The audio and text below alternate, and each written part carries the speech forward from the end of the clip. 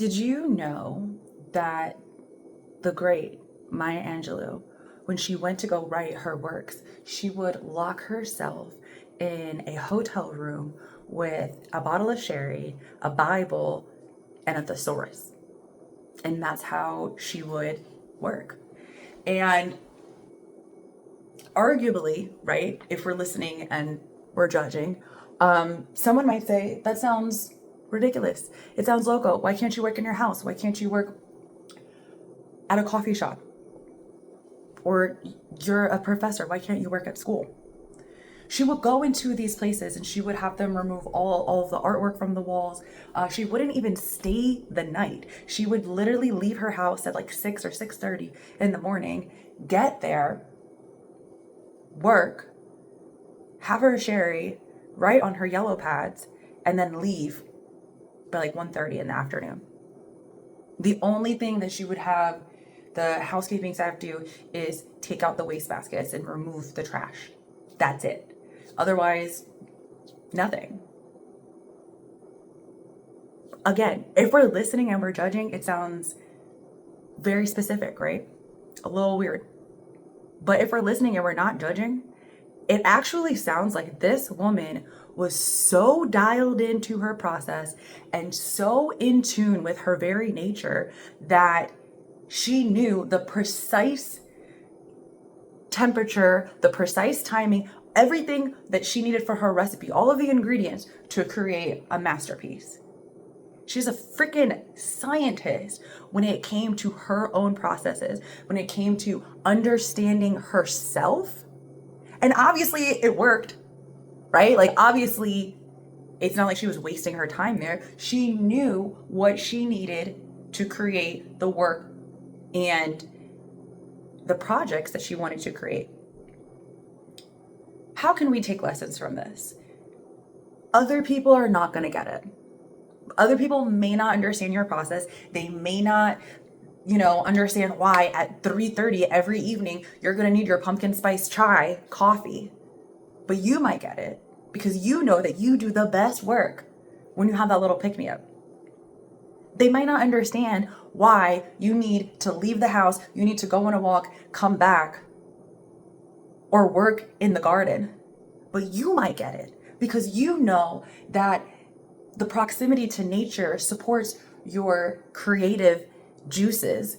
You might understand that, for instance, for her removing all of the artwork from the walls, like, I loved that because she understood she doesn't want any distractions. She wants a clear channel for herself.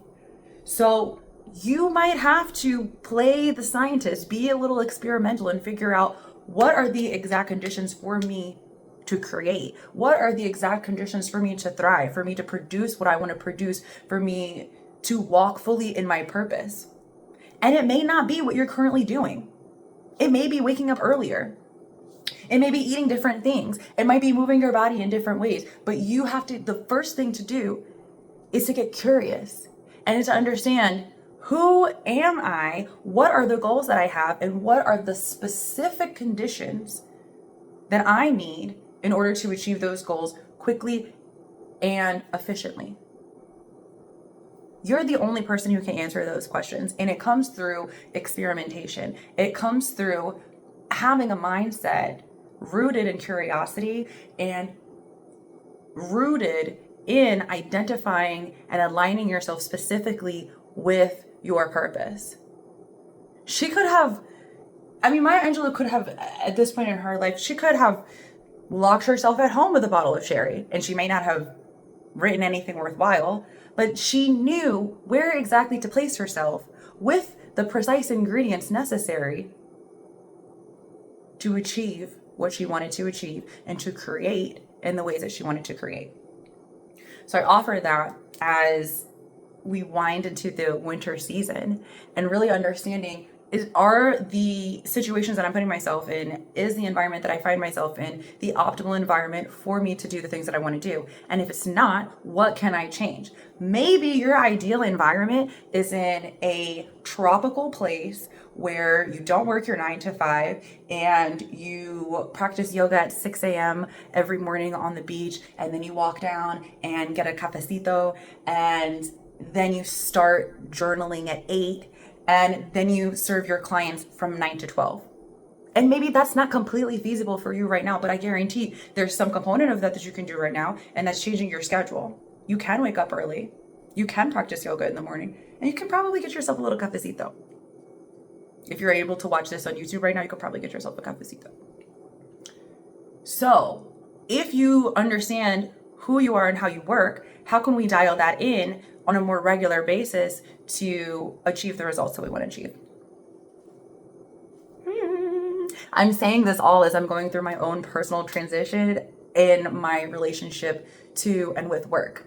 So I'm interested to hear your feedback. If there's any like quirky things, like what is the most unhinged thing that you have done that actually really truly works for you? For me, one of mine is getting up in the morning, having a little toke, doing my yoga while I listen to some reggaeton, and I am so creative after that. I am literally so ready to blog. I'm ready to communicate with people. I came up with a new 3-week program today after doing exactly that routine, because I know that that is what works for me. And it doesn't matter if the yoga is at my house, if it's at the beach, if it's at the park, it doesn't matter. But it's the practice of moving my body, opening my channels, and specifically asking for guidance, expecting to receive from the universal support that exists all around me. So I'm going to leave it at that and just say, learn about yourself, be curious, go into your process with an open mind, and trust that what is going to work for you may not work for somebody else, but you will know when it is working for you.